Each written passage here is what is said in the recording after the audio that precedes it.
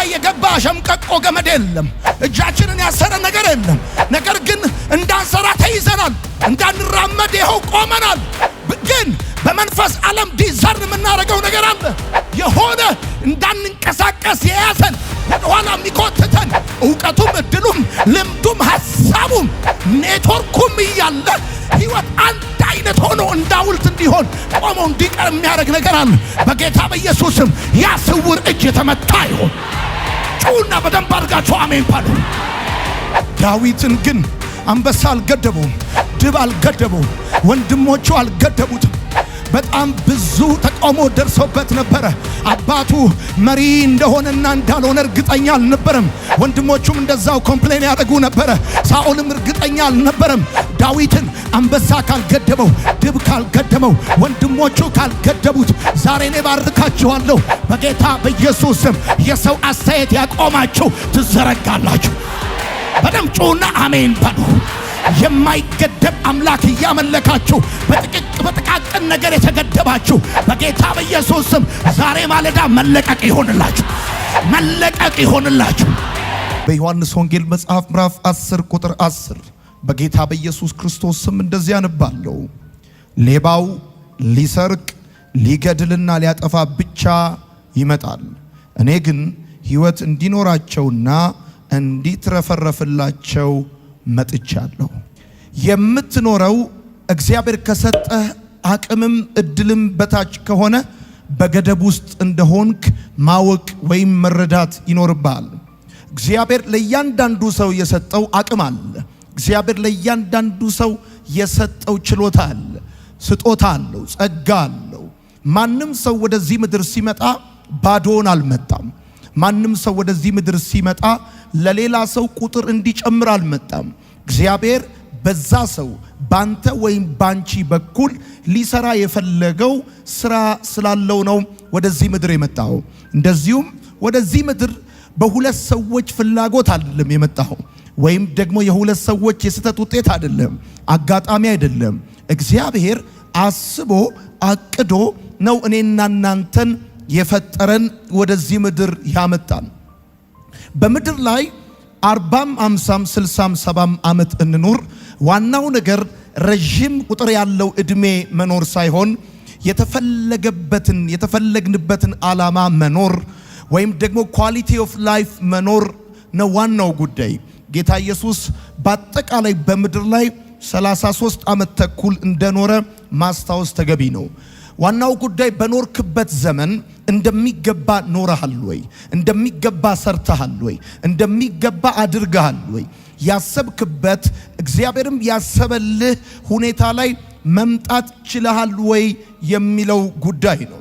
ስለዚህ ዛሬ እየኖራችሁ ያላችሁት በስራችሁ፣ በትዳራችሁ፣ በአገልግሎታችሁ፣ በተለያየ የህይወታችሁ ጉዳይ ላይ እግዚአብሔር ከሰጣችሁ አቅም በታች ወይም እግዚአብሔር ከሰጣችሁ እድል በታች እየኖራችሁ እንደሆነ የሚሰማችሁ ከሆነ የሆነ እናንተን የገደባችሁ ነገር እንዳለ ማወቅ ተገቢ ነው። ወዳጆቼ፣ ገደብ የብዙዎቻችንን ራእይ፣ መለኮታዊ ዓላማና የህይወት እድገት የሚከለክል ነገር ማለት ነው። ብዙዎቻችን እግዚአብሔር ያየልን ዓላማ አለን። እንደዚሁም ደግሞ በዘመናችን ልናሳካው የምንፈልገው ህልም አለን፣ ራእይ አለን። እንደሚገባ ማድረግ መፈጸም የሚጠበቅብን ማለት ነው። ስለዚህ ገደብ የሚባለው ሊሚቴሽን የሚባለው ነገር ራእያችንን እንደዚሁም ደግሞ መለኮታዊ ዓላማ በእኛ ህይወት ላይ ያለውን የህይወት እድገታችንን የሚከለክል ማለት ነው። የብዙዎቻችን ህይወት እንደ ኪሎ ሜትር ድንጋይ ያው ሆኖ የተተከለ አይነት ነው። ዘመን ይመጣል፣ ዘመን ይተካል፣ ሁኔታዎች ይቀያየራሉ። እኛ ግን የሚቆጠር ወይም ደግሞ በትክክል ሊለይ የሚችል እድገት ሳናመጣ ስንቀር ማለት ነው። ስለዚህ ገደብ በህይወታችን ውስጥ መዘግየትንና ጭንገፋን የሚያደርግ ነገር ማለት ነው። ገደብ ማለት በህይወታችን መዘግየትንና ጭንገፋን የሚያደርግ ነገር ማለት ነው። የመልእክታችን ርዕስ የገደብን ቀንበር መስበር ብለን የተነሳ ነው። ስለዚህ ራእያችንን በእኛ ላይ ያለውን መለኮታዊ ዓላማ የህይወት እድገታችንን የገደበውን ነገር እግዚአብሔር ከህይወታችን ላይ እኛም እንስማማለን፣ እሱም ይሰብርልናል። ያመነ ሰው ብቻ አሜን ይበለኝ።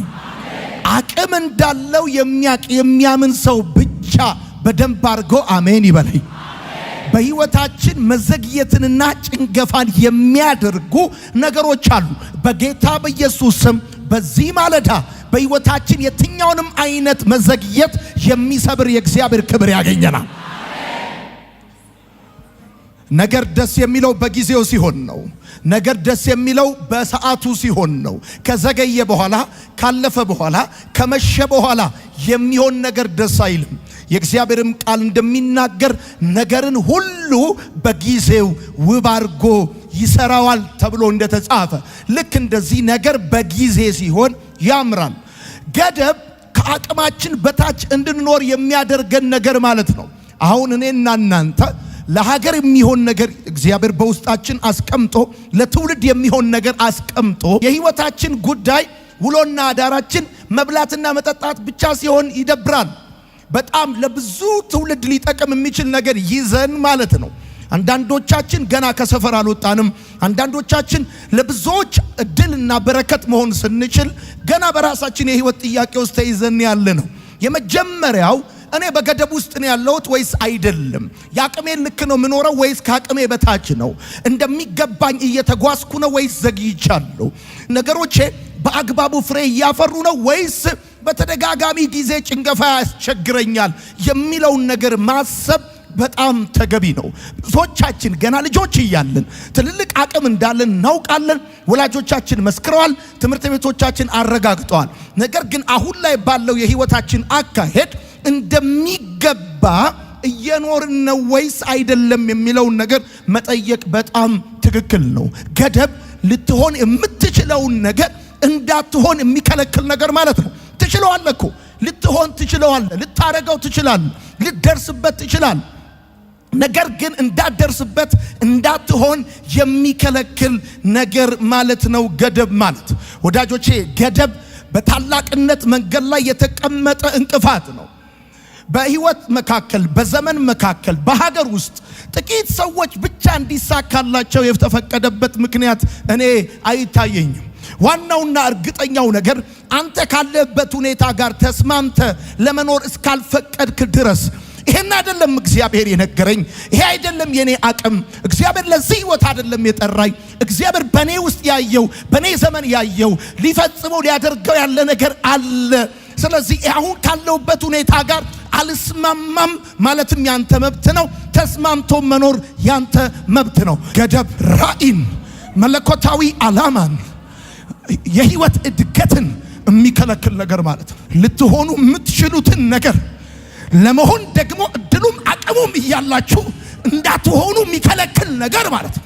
ከአቅም በታች እንድትሆኑ የሚያደርግ ነገር ማለት ነው። ወዳጆቼ የምትጽፉ ሰዎች ገደብ መንፈሳዊም አካላዊም ሊሆን ይችላል። ማለትም የሚታይም የማይታይም ሊሆን ይችላል ማለት ነው። አንዳንዶቻችን በሚታይ ነገር ተገድበናል፣ ሌሎቻችን በማይታይ ነገር ተገድበናል። ገደብ ማለት ሊሚቴሽን ማለት የሚታይም ሊሆን ይችላል፣ የማይታይም ሊሆን ይችላል። እንዲህ ሲታይ እግራችን ላይ የገባ ሸምቀቆ ገመድ የለም፣ እጃችንን ያሰረ ነገር የለም።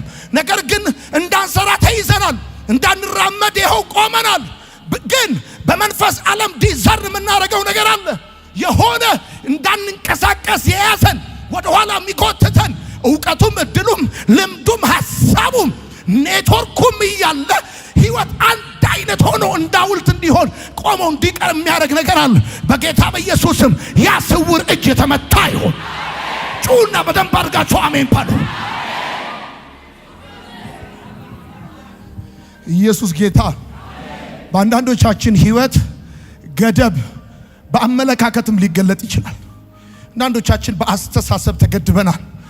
ማድረግ እየቻልን ማድረግ እንደማንችል ነገሩ ከአቅማችን በታች ሳይሆን ከአቅማችን በላይ እንደሆነ ማሰብ፣ ብንሞክረው ሊወድቅ፣ ብንሞክረው እጅ ሊሰጠን፣ ብንይዘው እንደ እንጀራ ሊሆንልን የሚችል ነገር እያለ ነገር ግን ኪዳናችንን ፖቴንሻላችንን ረስተን በአመለካከታችን የተገደብን ሰዎች እንኖራለን።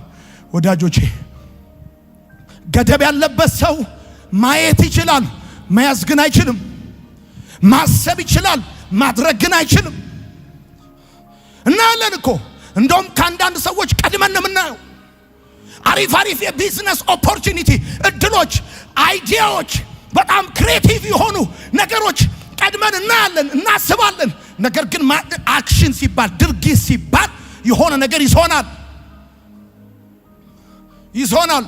እና ገደብ ያለበት ሰው በምን ታውቃለህ ካልከኝ ማየት ይችላል፣ ማድረግ ግን አይችልም። ማሰብ ይችላል፣ መያዝ ግን አይችልም። ወዳጆቼ የተገደበ ሰው ማለት መብረር እንደማይችል ወፍ ማለት ነው።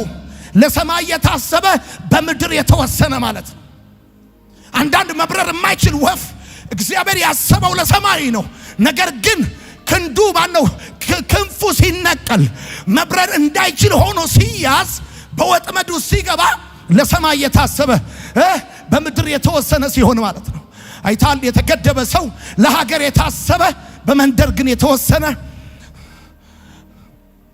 ለቤተ መንግስት የታሰበ ነገር ግን በቤት ኪራይ የተወሰነ፣ ለትውልድ የታሰበ ነገር ግን በራሱ ጉዳይ ተወስኖ የቀረ ማለት ነው። ወዳጆቼ የተገደበ ሰው ማለት እንደዛ ነው።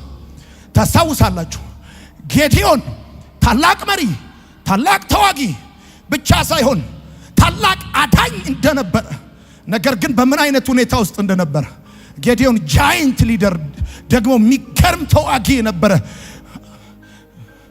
የሚገርም አዳኝ የነበረ ሰው ነው። ነገር ግን የነበረበትን ሁኔታ ስታስታውሱ ተገድቦ እንደነበረ ይገባቸዋል። ይህንን ቃል ቆይቷል። በዚህ ቃል ማሰብ ማሰላሰል ከጀመርኩ መጻፍ ማሰብ በዚህ ጉዳይ ላይ መጸለይ ከጀመርኩ አንዳንድ ጉዳይ ላይ እንደተገደብኩ ይሰማኛል። ይሄ አይደለም እግዚአብሔር የጠራኝ፣ ለዚህ አይደለም። ይሄ መክሰስ ነው፣ ራቱ አይደለም። ይሄ ገና ኢንትሮ ነው፣ ጅማሬ ነው። በልተህ ታቆማለህ አላለኝም፣ ለብሰህ ታቆማለህ አላለኝም። በአንድ አዲስ አበባ ገርጂ አካባቢ ላይ 2500 እና 3000 ሰው በሚይዝ አዳራሽ ውስጥ እዛ ውስጥ ዴስቲኒ ነው አልተባልኩም። እኔ ባንተ ሰራል ትነቅልና ታፈርስ ዘንድ ቀብቻለሁ ነው የተባልኩት። በኢየሱስ ስም ከኔ በኋላ የሚነሳ ትውልድ በአማርኛ አይገደብም፣ በኦሮምኛ አይገደብም፣ በኢትዮጵያ ዳር ድንበር አይገደብም። አሜን በል በደንብ አድርግ። ተገድበናል። የተገደበ ሰው ከሳጥን ውጭ ማሰብ አይችልም። ከሰፈሩ ውጭ ማሰብ አይችልም። ከዘሩ ውጭ ማሰብ አይችልም። ከኢትዮጵያ ውጭ ማሰብ አይችልም።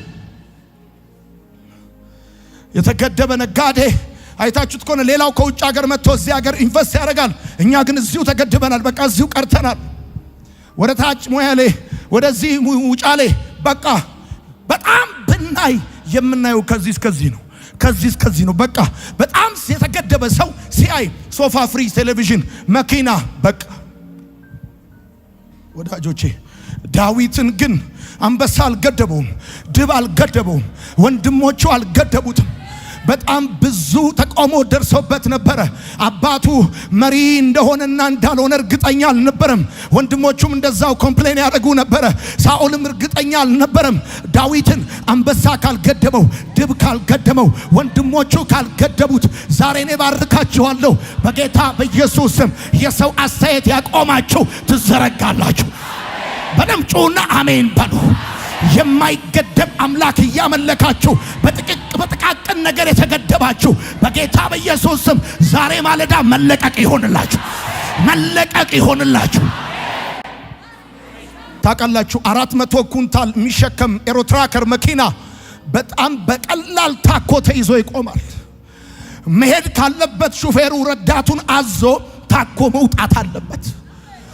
በጣም 400 ኩንታል ማለት ምን ማለት ነው ስትል በጣም ብዙ ነው። ለብዙ ሰዎች እህል መሆን የሚችል እንጀራ መሆን የሚችል ማለት ነው። ነገር ግን በተራ ታኮ ተይዞ ይቆማል። ልክ እንደዚህ ለትውልድ የሚሆን መብል ይዛችሁ በተራ ነገር የያዛችሁ ነገር በኢየሱስ ይጠረግ። አሜን። ወዳጆቼ ይሄ ሊሚቴሽን ገደብ የሚባለው ነገር በተለያየ የህይወታችሁ ክፍል ውስጥ ሊከሰት ይችላል፣ ሊኖር ይችላል። በጋብቻ፣ በገንዘብ፣ በግንኙነት፣ በስራ፣ በመንፈሳዊ ህይወት፣ በጤና፣ በትምህርት፣ በአገልግሎት ሰው ሊገደብ ይችላል። በጣም ኢምፖርታንት ነገር ስለምናገር እንድትሰሙ ይፈልጋል። አንዳንዶቻችን በጋብቻ ተገድበናል። ማለት አንዱ ሰው ትምህርቱ አሪፍ ነው፣ ስራው አሪፍ ነው፣ ወደ ሚሬጅ ሲመጣ ግን በቃ ተገድቧል፣ ማግባት አልቻለም። ራይት ታይም ላይ ነው ያለው፣ ነገር ግን ተይዟል። ሌላ ሰው ደግሞ በቃ የሆነ ወይ ዲፕሎማዊ ዲግሪ ላይ ነክሶ ይቀራል፣ በትምህርት ይገደባል። ሌላ ሰው በጤና፣ በአገልግሎት፣ አንዳንድ ሰው በአገልግሎት ይገደባል። በቃ ሰፈሩ ላይ ብቻ በቃ የሆነ ጢቆን ብቻ ትንሹ ብቻ ይሆናል። ነገር ግን መልእክቱን ሚሊዮኖች ቢሰሙት፣ ሀገር ቢሰማው የሚለወጥበት ይሆናል። ወዳጆቼ በደንብ አድርጋችሁ ስሙኝ። ሰዎች በአንድ በኩል ተለቀው በሌላ በኩል ሊገደቡ ይችላል።